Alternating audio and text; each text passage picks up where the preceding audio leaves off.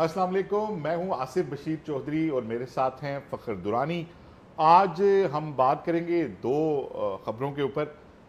एक ख़बर जो बहुत अहम है वो है कि सुप्रीम कोर्ट ऑफ पाकिस्तान ने कौमी असम्बली की मखसूस नशिस्तों के हवाले से जो फ़ैसला करना है कि आया जो तहरीक इंसाफ के हिमायत याफ्ता आज़ाद अरकान थे जो सुन्नी इत्तेहाद काउंसिल का हिस्सा बन चुके हैं, क्या मखसूस नशिस्तें उनकी टोटल नशिस्तों के हिसाब से उनको दी जाएंगी या जिस तरीके से पहले वो नशिस्तें बाकी जमातों में बांट दी गई थी, क्या वो फैसला दुरुस्त था।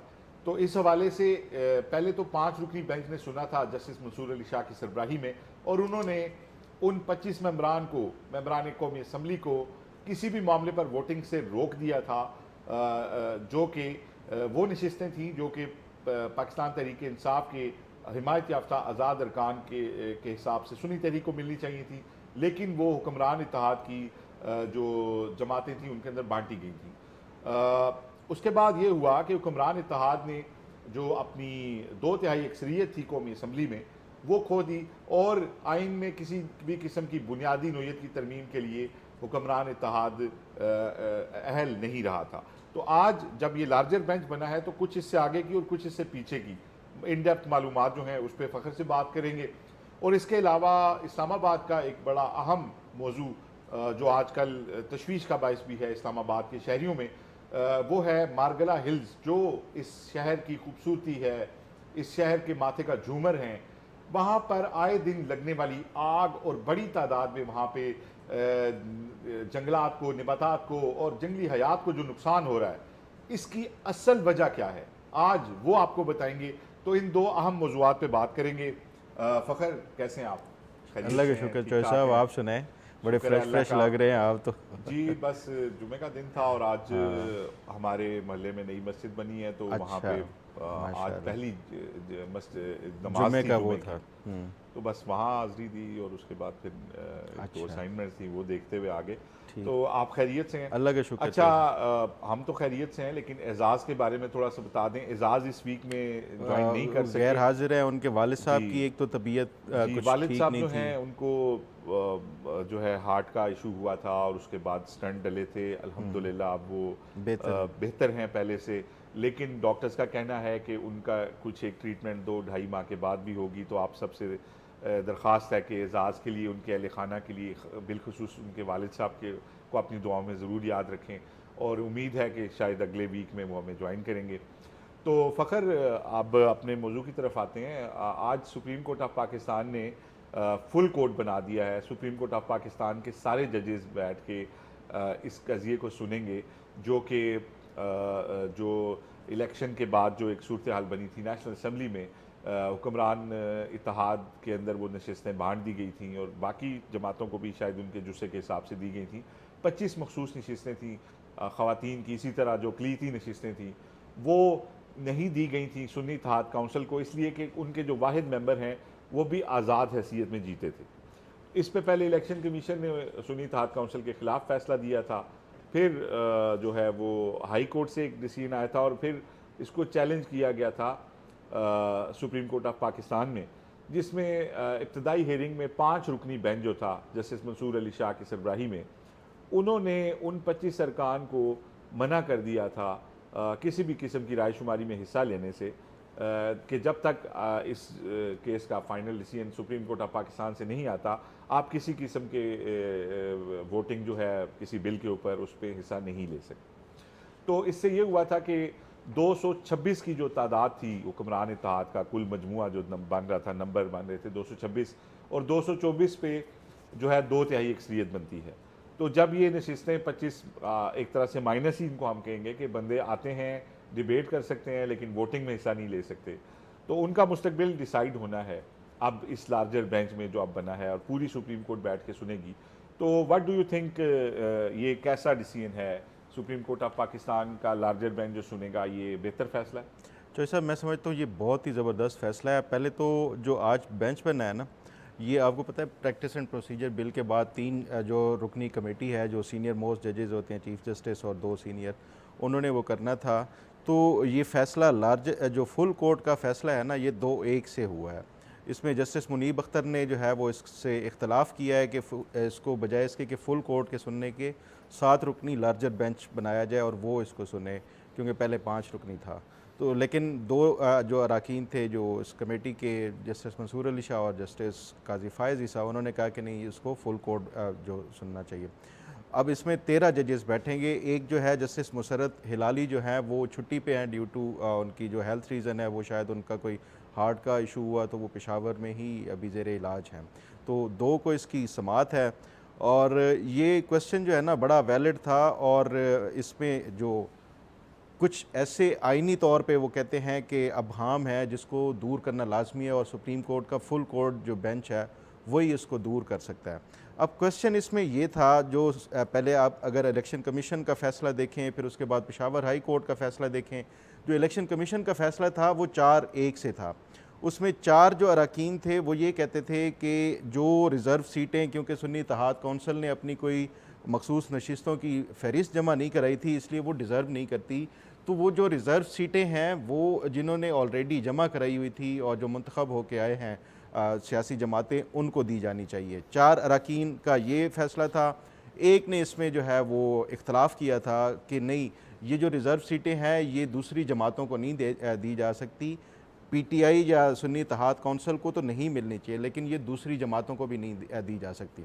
लेकिन वो जो एक रुकन वाला जो फ़ैसला है ना, उससे आइनी तौर पे जो है ना वो कौमी असम्बली हो या सूबाई असम्बली हो, वो पूरी नहीं होती थी, क्योंकि कौमी असम्बली में भी आपको जो आइन का जो आर्टिकल 51 है उसमें जो अरकान की तादाद है उसमें 342 जो है वो पूरे कैसे करने हैं कि आपने जनरल नशिस्तें भी, फिर मखसूस भी, और उसके साथ साथ जो अक़लियती नशिस्तें हैं वो एक कंपोजिशन पूरी होगी तो उसके बाद होगा।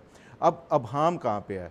अबहाम ये है कि क्या अगर किसी सियासी जमात ने, ये मसला ये हुआ है कि ये पहली दफ़ा इस तरह का जो है ना मामला दरपेश आ रहा है कि किसी सियासी जमात ने मखसूस नशिस्तों की कोई फ़हरिस्त जमा नहीं कराई, और इलेक्शन के बाद जो रिटर्न उनके जो कैंडिडेट्स हैं वो इतने ज़्यादा हैं, तो इसकी वजह से एक अबहाम पैदा हो गया। अब आइन में जो है ना आर्टिकल 51 की जो सब क्लॉज 6D है, उसमें ये बाकायदा तौर पे बताया गया है कि कौमी असम्बली जो में मखसूस नशिस्तों की जो तकसीम है वो प्रोपोर्शनल रिप्रेजेंटेशन होगी, उसके तहत होगी। अब प्रोपोर्शनल रिप्रेजेंटेशन पे आप किसी कॉन्स्टिट्यूशनल जो एक्सपर्ट्स हैं उनसे बात करें तो उसमें फिर वो कहते हैं कि आपको इसके लिए गाइडेंस लेनी होगी जो मुतल्लिका कानून है उसमें, क्योंकि आइन में पूरी वजाहत के साथ नहीं किया जाता, तो आप नीचे वो कानून में जाके ये इसको देखते हैं। तो जो इलेक्शन एक्ट है 2017 का, उसको अगर फिर आप स्टडी करें तो उसका आर्टिकल है 104। उस आर्टिकल 104 में ना पूरी जो ऐसा तफसील दी हुई है, जिसमें जो शिक्के हैं उसमें फिर सब क्लॉजेस भी हैं उसमें कि सियासी जमातों ने जिसने भी इलेक्शन कॉन्टेस्ट करना है, तो एक तो जो उनके जनरल नशिस्तों के लिए जो उम्मीदवारान हैं वो अपने जमा कराएंगे कागजात नामजदगी, उसके साथ साथ फ़हरिस्तें आप जमा कराएंगे तमाम जो सियासी जमातें इलेक्शन में हिस्सा ले रही हैं मखसूस नशिस्तों के लिए और अक़लियती नशिस्तों के लिए। फिर उसका तरीक़ाकार, टाइमलाइन, ये सारा कुछ उसमें वाज़े किया गया है। जो इलेक्शन एक्ट का जो सेक्शन 104 है उसमें टाइमलाइन के साथ साथ फिर ये है कि जिस तरह आम जो जनरल नशिस्तों का होता है कि आपने उसकी स्क्रूटनी करनी होती है, नॉमिनेशन पेपर्स में ये सारा कुछ एतराज़ात भी फ़ाइल होते हैं, सब कुछ जैसे एक आम प्रोसेस एक आम नशिस्त का होता है उसी तरह मखसूस नशिस्त का होता है।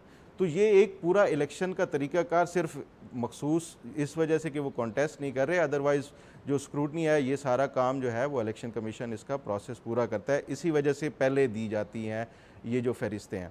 अब इसमें जो पीटीआई वैसे ही नाअहल हो गई थी, सुन्नी इत्तेहाद कौंसिल का जो एक रुकन था जिसने इलेक्शन लड़ा था सुन्नी इत्तेहाद कौंसिल के टिकट से, और वो बंदा कोई मियाँ वाली से उसने कॉन्टेस्ट किया था सूबाई असम्बली और कौमी असम्बली से, तो उसके टोटल वोट जो उसको मिले थे 500 मिले थे।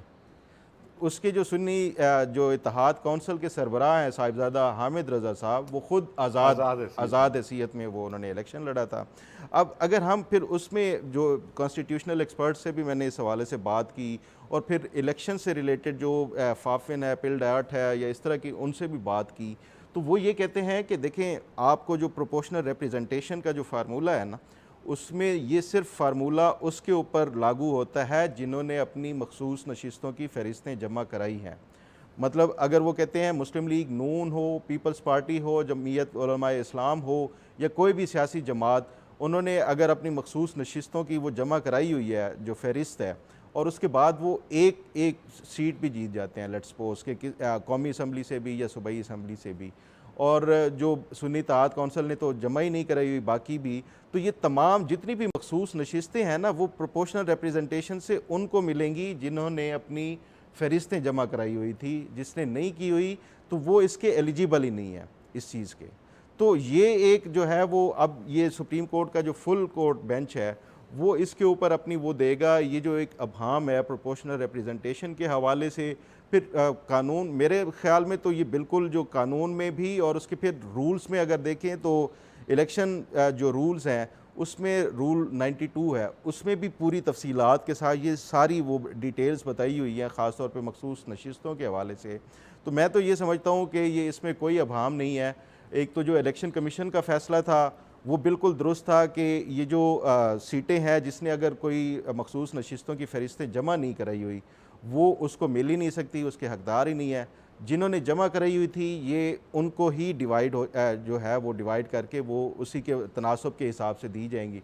उसी को आप होल्ड रखा फिर पेशावर हाई कोर्ट ने भी और इसी फैसले को। तो मैं अब भी ये समझता हूँ कि ये जो अगर सुप्रीम कोर्ट का ख़ास तौर पे काजी फ़ायज़ ईसा साहब का देखा जाए, जो जितने भी उन्होंने फ़ैसले किए हैं वो कभी आइन और कानून से हट के वो इसको कम ही वो चीज़ों को वो करते हैं कि पॉलिटिकल एंगल से या अखलाकी तौर पे एक सियासी जमात 80 नशिस्तें जीत के आई है तो उसको अखलाकी तौर पे दे देना चाहिए, चाहे वो उसने पूरे जो प्रोसीजर हैं वो पूरे ही ना किए हुए हों।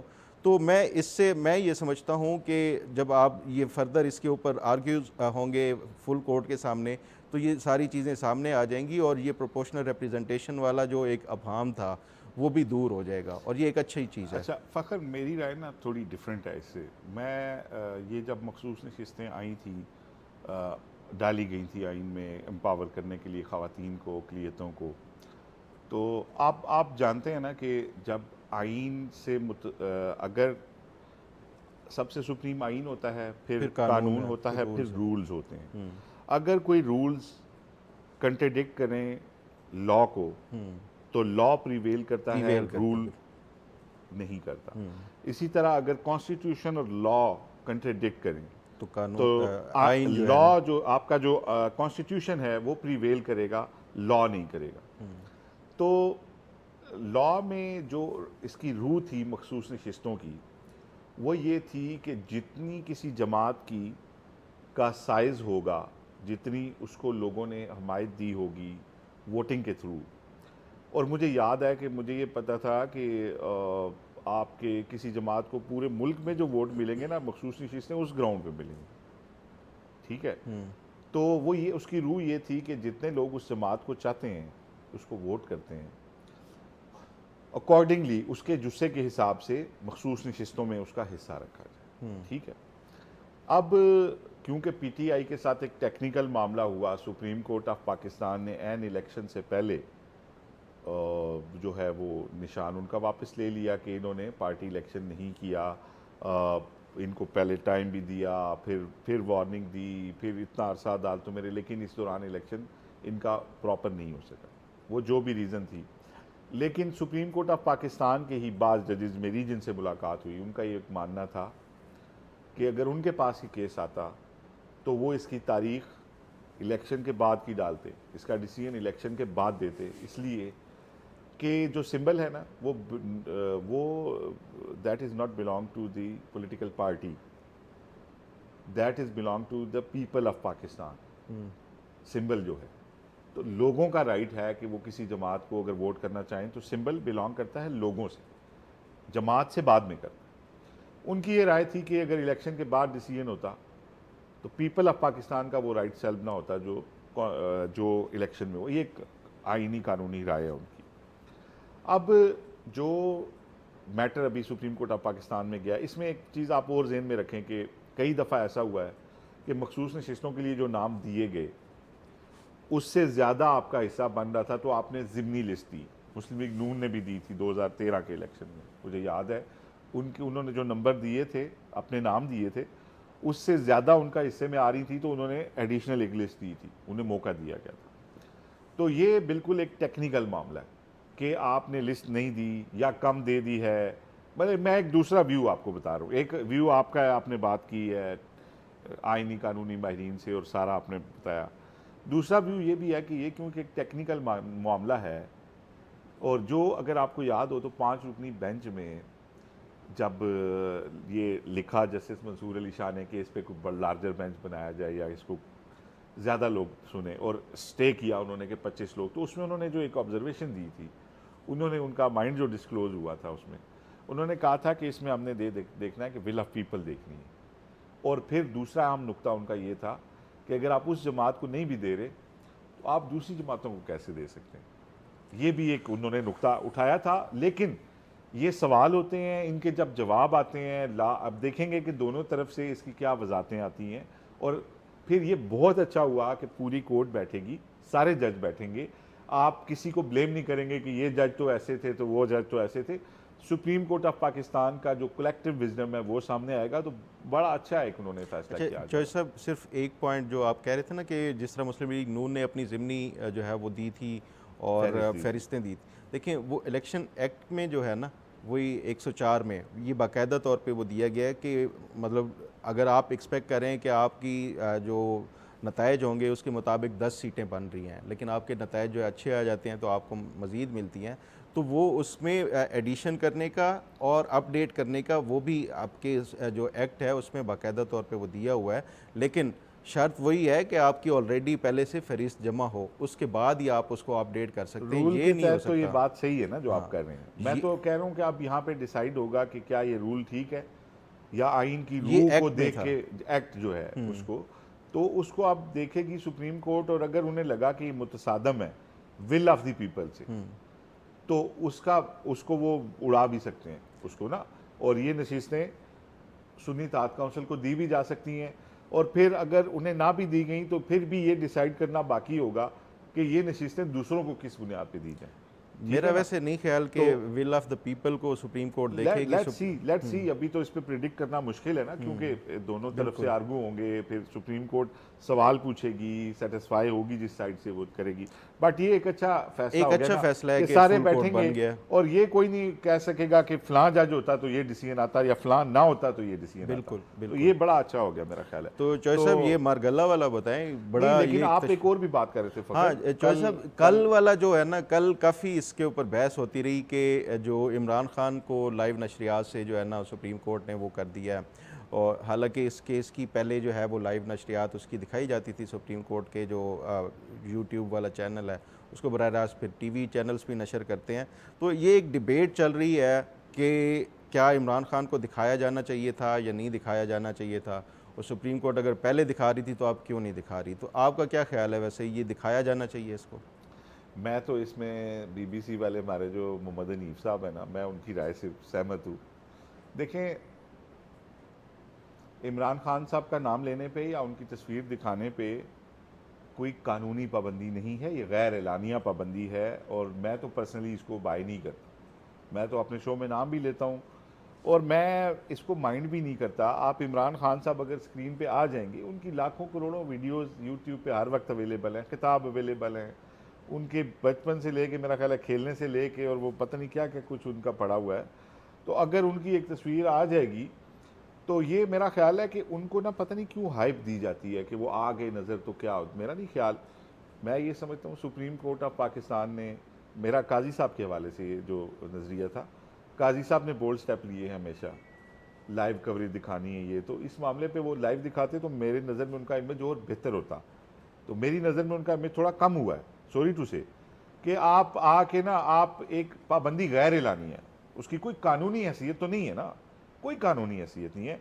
कत्ल के मुलजिम भी टीवी पे दिखाए जाते हैं, उनकी तस्वीरें आती हैं, ऐसा नहीं है।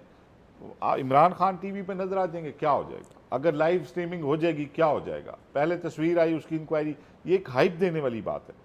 और बाकी जहाँ तक जजेस ने रिएक्ट किया है कल कि जी हम काली भेड़ें नहीं हैं, हम काले भूंड भी हैं, तो देखें किसी भी महज़ब समाज में मेरा ख्याल है जो लैंग्वेज वज़ीर-ए-आज़म पाकिस्तान ने इस्तेमाल की है इसकी कोई इजाज़त नहीं हो सकती। ख़ास तौर पे वज़ीर-ए-आज़म को तो बिल्कुल नहीं हो सकती। आप तो एम्पावर हैं, आप रेफरेंस भेज सकते हैं अगर किसी काली भेड़ को जानते हैं।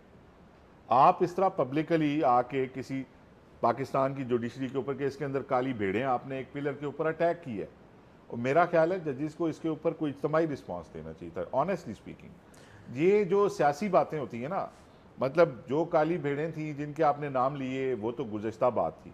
अगर अभी कोई काली भेड़ है और वज़ीर आज़म को पता है तो ये उनके मिसकंडक्ट में आता है, क्योंकि वो तो रेफरेंस भेज सकते हैं, वो कॉम्पिटेंट अथॉरिटी है रेफरेंस फाइल करने की। वो सदर को भेजें कि जी आगे भेजें, काली भेड़ है फलां, इसको निकाला जाए। ये जो बातें होती हैं ना अपनी पार्टी के उसके अंदर खिताब में जजों को काली भेड़ कहना, ये खुद एक मिसकंडक्ट की बात है कि अगर आप किसी काली भेड़ को जानते हैं तो। और जजों ने जो रिएक्शन दिया है ना कि हम काली वो भूंड है जो काट लेते हैं और बड़ी तकलीफ होती है, तो उन्होंने राइटली रिस्पॉन्स किया। लेकिन मैं ये समझता हूँ ये रिएक्शन जो है ना ये काजी साहब की तरफ से आना चाहिए था, क्योंकि वो फादरली फिगर होता है ना चीफ जस्टिस अपने इदारे की। तो जजेस को आप इस तरह नहीं कह सकते कि इसमें कोई काली अच्छा भेड़ है। चौधरी साहब, मेरा इससे ना आप दोनों पॉइंट पे इख्तलाफ है। पहला तो जो इमरान खान को दिखाने वाली बात आप कर रहे हैं ना, देखिए आप कह रहे हैं कि कातलों को भी जो है ना वो टीवी पे दिखा देते हैं, वो बिल्कुल दुरुस्त है। लोग नवाज़ शरीफ का भी नाम लेते हैं कि नवाज़ शरीफ की जो है जलसों से तकारीर चल रही होती थी, सब कुछ, वो कन्विक्टेड भी था, वो जो है वो फिर लंदन भी चला गया, वहाँ से भी मीडिया से। लेकिन जो एक फ़र्क है ना चौधरी साहब, वो है अदालत के फ्लोर पे खड़े होके। अदालत कभी भी ऐसा नहीं कह सकती कि किसी कन्विक्टेड को जो है ना वो अपना फ्लोर प्रोवाइड करे कि आप जो है ना वो नेशनल टीवी पे जाएं, इंटरनेशनल वो जाएं, ये अदालत कभी भी नहीं करेगी। और मेरा ख्याल है कि ये एक अदालत का बिल्कुल ठीक डिसीजन है। ऐसा नहीं हो सकता कि आप जो है एक कन्विक्टेड हों, चाहे आप जितने बड़े भी सियासतदान और लीडर हों, लेकिन अदालत का अपना एक जो है वो डेकोरम है, अदालत की जो अपनी एक सेंटिटी है, वो अदालत कभी भी ऐसा वो नहीं करेगी और आगे भी मेरा ख्याल है नहीं करना चाहिए। एक तो इस पे, दूसरा जो शहबाज शरीफ वाली आप बात कर रहे हैं ना, देखें पॉलिटिकल पार्टीज़ हों या ये, उनका एक सियासी तौर पे हक़ है जिस तरह जजेस का है। और जजेस जिस तरह, अगर शहबाज शरीफ ने गलत बयान दिया ना कि काली भेड़ों वाला, मैं हालांकि मैं ये समझता हूँ कि शायद वो किसी इन्फॉर्मेशन की बुनियाद के ऊपर ही वो दे रहे होंगे, जिस पे काली भेड़ों का उन्होंने आगे फिर कॉन्टेक्स्ट भी बताया कि हमें पता है कि दिन रात मशवरे हो रहे हैं कि इमरान खान को कैसे रिलीफ दिया जाए। तो इट मीन्स कि प्राइम मिनिस्टर के पास, आपको भी पता है कि एजेंसीज़ की रिपोर्ट भी आती हैं, सब कुछ आता है, तो वो उसकी बुनियाद के ऊपर ये कह सकते हैं। और इसमें कोई हर्ज नहीं होता, हर एक को फ्रीडम ऑफ जो है वो एक्सप्रेशन है। जिस तरह जजेस को है, जजेस कितनी सियासतदानों की हों या ब्यूरोक्रेट्स हों, किसी की भी, वो जो अपने रिमार्क्स देते हैं उसमें क्या ये जजेस की ये उनकी रिस्पॉन्सिबिलिटी में आते हैं? इस तरह के जो रिमार्क्स देते हैं, किसी की बेइज्जती कर देते हैं, जो सियासतदान हो या जो भी आपने माजी में भी देखा लोहे के चन्ने और इस तरह के, या ये काले भूंड वाला भी जो है ना, मेरा ख्याल है कि ये फिर वो अदालत को भी रिस्ट्रेन शो करानी चाहिए थी, उन्होंने भी नहीं की।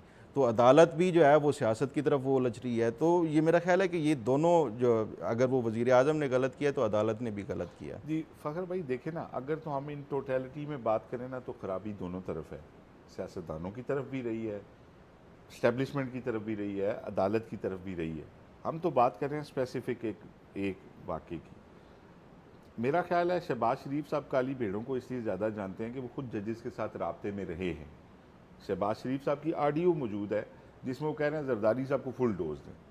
अगर किसी मजहब दुनिया के वो सियासतदान होते ना, उसके बाद उनका सियासी कैरियर ख़त्म हो जाना था। अब मैं दूसरी बात कर रहा हूँ, मैं इस इशू में अगर कोई जज किसी वकील से मशवरा दे रहा है कि इमरान खान के ये केस फाइल करो, इसको यूँ रिलीफ मिल सकता है, कोई कानूनी राय दे रहा है, ये बात उन्हें किसी इदारे ने बताई है फलां जज, वो इसको एविडेंस इकट्ठे करें। उनका ये काम नहीं है पब्लिकली ढंडोरा। देखें ताकतवर लोग स्टेप्स लेते हैं, एहतजाज करना, दुआइयाँ देना, बदुआएँ देना, ये होता है प्रोटेस्टर्स का काम या कोई कमज़ोर लोगों का जिनके इख्तियार नहीं होते। वज़ीर आज़म पाकिस्तान एम्पावर है। पहले ये इख्तियार आपको पता है ना, सुप्रीम जुडिशल काउंसिल में आम आदमी को रेफरेंस दायर करने का इख्तियार बाद में मिला, पहले सिर्फ वज़ीर आज़म भेज सकते थे थ्रू सदर। तो वो एम्पावर हैं, वो क्यों नहीं रेफरेंस डालते, सदर को कहें और फिर सॉलिड बात होगी ना उसमें। ये तो वैसे ही कोसने देने वाली बात है। तो जब आप कोसने देते हैं तो फिर जवाबी कोसने भी दिए जा सकते हैं ना। जब आप, ठीक है, इस पर कोई रिस्पांस भी तो कर सकता है। मैं ये समझता हूँ जुडिशरी को, क्योंकि जुडिशरी देखें, हमने जब उसको एक इंडिपेंडेंट पिलर दिया है ना स्टेट में, उसमें आपको पता है, नाज़रीन को बताने के लिए कर रहे हैं, आपको तो इल्म है कि सुपीरियर जुडिशरी का कोई जज अगर मर्डर कर दे तो पुलिस उसे अरेस्ट नहीं करने जाएगी। पुलिस जाएगी सुप्रीम जुडिशल काउंसिल में, कि ये आपके जज साहब ने जी मर्डर कर दिया, ये एविडेंस है, ये दरख्वास्त आई है मुझे। सुप्रीम जुडिशल काउंसिल इब्तदाई समात उसकी करने के बाद, जज का मौक़िफ़ लेने के बाद उसको कहेगी कि वाकई इसमें तुम अपेरेंटली तुम रिज़ाइन करो या कम अज़ कम तुम मुअत्तल हो, और फिर वो हुक्म देगी पुलिस को, FIA को, किसी इदारे को कि तुम इन्वेस्टिगेट करो, और अगर ये गिल्टी है तो इसकी जो है वो इसका ट्रायल होगा। क्यों? इसलिए वो इसलिए है कि फेडरल के इदारे जज की इन्वेस्टिगेशन नहीं कर सकते, कि इस तरह तो एक मजाक बन जाएगा कि डेली शाम को ना एक कोई बंदा दरख्वास्त दे देगा, SHO आएगा, जज साहब आओ जी मेरे साथ दरख्वास्त आई, तो उन्हें लवालात में ले जाके तो इंडिपेंडेंस ऑफ जुडिशरी के लिए। और फिर ये पब्लिकली आप TV के ऊपर आप लाइव कौम को, एक वज़ीर आज़म पाकिस्तान, देखें एक सियासतदान, कोई आम सियासतदान कोई बात करे, कोई MNA, आप वज़ीर आज़म पाकिस्तान है, चीफ एग्जीक्यूटिव पाकिस्तान है, एक ऐसा मौका जब बदलिया और उसके दरमियान कन्फ्लिक्ट है, आप अपने जनाब भाई को जब सदारत का अहदा वो दे रहे हैं और वहाँ पे दादो तहसीन हो रही है, तो आप कह रहे हैं कि हमारी जुडिशरी में काली भेड़ें हैं, तो आप ही रिस्पॉन्सिबल हैं जिन्होंने उनको निकालना है, तो आप उनके खिलाफ भेजें रेफरेंस और कोसने ना दें प्लीज़। और बाकी जो जुडिशरी की तरफ से, बिल्कुल आप सही कह रहे हैं, साकिब निसार ने ज़ाती तौर पर जुडिशरी को इस्तेमाल किया, शरीफ ख़ानदान के ख़िलाफ़ मिसयूज़ किया अपनी अथॉरिटी को, जजों को फ़ोन करके कहा, ये वो भी रिकॉर्ड का हिस्सा है, लेकिन उसकी बुनियाद पे ऐसा तो नहीं अलाउ हो सकता कि शहबाज शरीफ साहब जो मुंह में आए थे। मेरा ख्याल है उन जजों ने जो रिस्पांस किया, ये काजी साहब की तरफ से भी आना चाहिए था कि यार बहरहाल मुझे ये इसके बताओ ऊपर कौन सा फिर किसी काली दिन भेड़ जो है है। ना डिटेल में बहस तो करेंगे, चलें इस पे वक्त लंबा हो जाएगा। तो मुझे ये बताएं, जो बड़ा अहम इशू है ख़ासतौर पे ये मारगला के हवाले से, हम देखते हैं हर रोज़ कोई ना कोई आग लगी होती है, ये क्या वजह है? फ़खर, ये इतना एक सीरियस इशू है कि मैं, यकीन करें कि मुझे बड़ा दिली रंज है और मैं इस पे बड़ा कुड़ता भी हूँ। आज मैंने जब बात की है वाइल्ड लाइफ मैनेजमेंट बोर्ड से, तो मैंने उनसे फ़िगर मांगा, तो उन्होंने कहा जी कि एग्जैक्टली आपको हम फ़िगर तो कैलकुलेट करके बता सकते हैं, लेकिन सिर्फ 1.5 दर्जन के करीब आग लगी है सिर्फ एक हफ्ते के दौरान। अच्छा। ठीक है। अच्छा फ़खर, हैरान कुन बात यह है कि ये आग, अगर आप 15 से 20 साल पीछे जाएं तो मारगला हिल्स पे कभी आग लगती ही नहीं, जितना भी टेम्परेचर हो, जितनी भी मौसमियाती तब्दीलियां हों। अच्छा, और पिछले सालों में इक्का दुक्का वाक़यात होते थे, लेकिन इस दफ़ा बिला मुबालगा मैं आपको बता रहा हूँ कि 3 दर्जन से ज़्यादा वाक़यात हुए हैं, और इतनी बड़ी आग भी लगी है कि आर्मी एविएशन को इन्वॉल्व करना पड़ा, दूसरे हेलीज लेके हमने बड़ी मुश्किल से आग पे काबू, एक वक्त में 6 पॉइंट्स के ऊपर आग लगी हुई थी। जो वाइल्ड लाइफ मैनेजमेंट बोर्ड है उनका ये कहना है जी कि हम 20% हमारी जिम्मेदारी है, 80% CDA का एनवायरनमेंट विंग देखता है, 50 बंदे हमने भर्ती किए हुए हैं, फायर फाइटर 400 बंदे उन्होंने किए हुए हैं, और हम हत्तुल इम्कान कोशिश करते हैं कि ये ना हो वाक़यात, और वो एक उन्होंने बयान जो है वो दिया।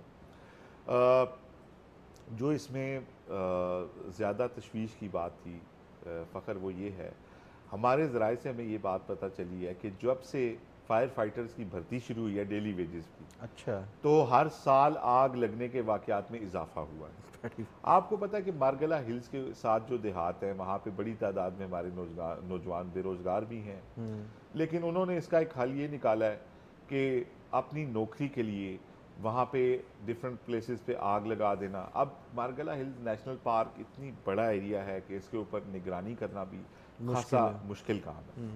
गो के बहुत सारी जगहों पे कैमरे भी लगाए गए हैं, लेकिन जो अफसोसनाक बात है फ़खर, वो ये है कि जो जंगली हयात है, यहाँ पे बेशुमार परिंदे मरे हैं, ज़ाहिरी बात है, कुछ जानवर मरे हैं इस आग से, दम घुटने से, झुलसने से, हमारे फायर फाइटर्स के इसमें झुलसे हैं, ज़ख्मी हुए हैं। और पानी, आपको पता है पहाड़ के ऊपर पानी ले जाना कितना मुश्किल काम है, और वो झाड़ियों से ही, झाड़ियाँ काट के फिर उन्हीं से आग बुझा रहे होते हैं, और उन्हें बिल्कुल करीब जाना पड़ता है उसके। तो एक बड़ी तशवीशनाक सूरत हाल है इंसानों के लिए, हमारे माहौल के लिए, जंगली हयात के लिए। ऊपर से जो हमारे मोहसिन नकवी साहब ने वो जो स्क्वाड भेजे थे बाइक्स वाले, उनका कोई फ़ायदा नहीं हुआ, कोई उसके बाद ज़्यादा हो गए ये वाक़यात। ठीक है, हालांकि होना तो ये चाहिए था कि पेट्रोलिंग हो रही है तो वो बंदे पकड़े जाते, ठीक है, पकड़ा कोई नहीं गया एक अभी कोई तक। FIR हुई है, 3 लोग अरेस्टेड हैं। असल में वाइल्ड लाइफ मैनेजमेंट बोर्ड जो है, उसकी जो मेम हैं, जो चेयरमैन हैं, वो तो खैर छुट्टी पे हैं, मेरी उनसे भी बात हो रही थी। फिर एक और हमारे सीनियर उनके मेंबर हैं, उनसे मेरी बात हो रही थी। तो जो बात आई है सामने वो ये आई है कि बेसिकली पिछले तकरीबन 1 महीने के अंदर 2 शिकारी ग्रुप्स को पकड़ा गया जो अच्छा। यहाँ पे लोकल एक हिरन होता है उसका शिकार करना चाह रहे थे।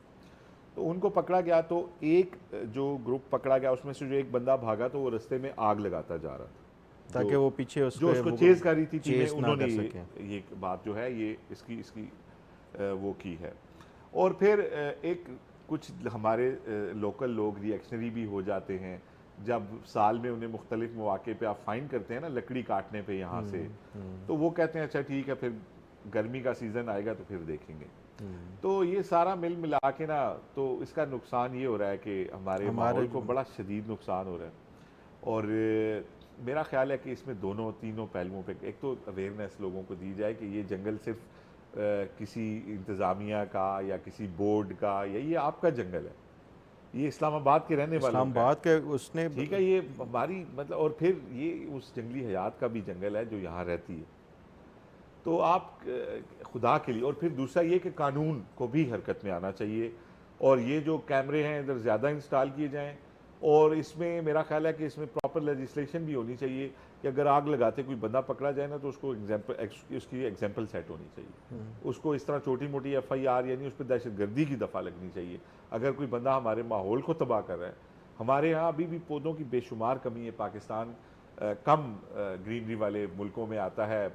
इमरान खान साहब के दौर में मेरा ख्याल है जो कोई अच्छे काम हुए थे उसमें से एक ये हुआ था कि पौधे लगाने की तरफ उन्होंने किया था और बड़ा उसमें भी खैर बड़ी स्टोरीज आई थी। लेकिन चलें, मैं कहता हूँ कि इस हुकूमत को भी चाहिए और आने वाली हुकूमतों को भी चाहिए कि कम अज़ कम एक मुहिम चलाएं कि इस मुल्क में हमने 5 अरब पौधे लगाने, ताकि कम अज़ कम जो 2 अरब पौधे हमें चाहिए मुल्क के अंदर, वो 2 अरब पौधा अगर आपने वाकई में लगाना है, दरख्त बनाना है, तो आपका टारगेट 5 अरब हो, ताकि इस मुल्क को हम आने वाली नस्लों को एक अच्छा पाकिस्तान दे के जा सकें। तो क्या ऐड करेंगे फ़खर आप इसमें? मेरा ख्याल है कि ये आपकी बड़ी अच्छी सजेशन है और साथ ये भी हमें ये करना चाहिए कि अगर कोई लोग इस तरह देखें किसी शर पसंद को कोई आग लगाते हुए या उसको, तो फ़ौरन वो भी पुलिस को 15 को या मुतल्लिका जो इदारे हैं उनको फ़ौरन इन्फॉर्म करें और इस तरह के लोगों को पकड़वाना चाहिए। क्योंकि देखें 15-20 साल पहले जो इस्लामाबाद का वेदर देखें कितना खूबसूरत वो होता था, 2 दिन गर्मी पड़े तो तीसरे दिन यहाँ पे बारिश हो जाती थी। अब देखें माहौल गर्मी देखें कितना है, और यही उसकी वजह है कि पौधों को जलाया जा रहा है अपने जो पैटी जो वो हैं उनके लिए, फ़वाइद के लिए। हाँ। वकार ज़करिया साहब हैं, सीनियर मेंबर हैं वाइल्ड लाइफ मैनेजमेंट बोर्ड के। मैं उनसे बात करके मुझे बड़ा अच्छा लगा। वो वॉलंटियर्स हैं, वो 30 साल से ज़्यादा से यहाँ खिदमत कर रहे हैं। वाइल्ड लाइफ मैनेजमेंट बोर्ड बनने में भी उनका बड़ा किरदार है, उनके साथियों का। इस तरह एक बहुत बड़ी तादाद में लोग इस्लामाबाद में हैं जो मारगला हिल्स पे आते हैं, सफाई करते हैं, कचरा चुनते हैं, लोगों को अवेयर करते हैं, यार आप यहाँ आते हैं तो कैसे आएँ। तो मेरा ख्याल है कि उन लोगों को भी थोड़ा तरस खाना चाहिए, रहम खाना चाहिए जो इसमें आग लगा रहे हैं, और आग लगाने वालों के ऊपर ज़ीरो टॉलरेंस होनी चाहिए। और नकवी साहब अगर हमारी मारगला हिल्स सेव कर देते हैं ना तो मैं समझूंगा कि उन्होंने इंटीरियर मिनिस्ट्री का बहुत बड़ा एक अपना हक जो है वो अदा कर दिया होगा। तो मेरा ख्याल आज इतना ही था। तो नाज़रीन, आपने शो देखा, इसमें कोई चीज़ें ऐड आप करना चाहते हो, हमें कोई सजेशंस देना चाहते हो, कोई मालूमात देना चाहते हो तो talkshock777@gmail पे हमें ज़रूर बताइएगा। शो के बारे में फ़ीडबैक भी दीजिएगा। आज तक के लिए इतना ही, इजाज़त दीजिए। अल्लाह हाफ़िज़।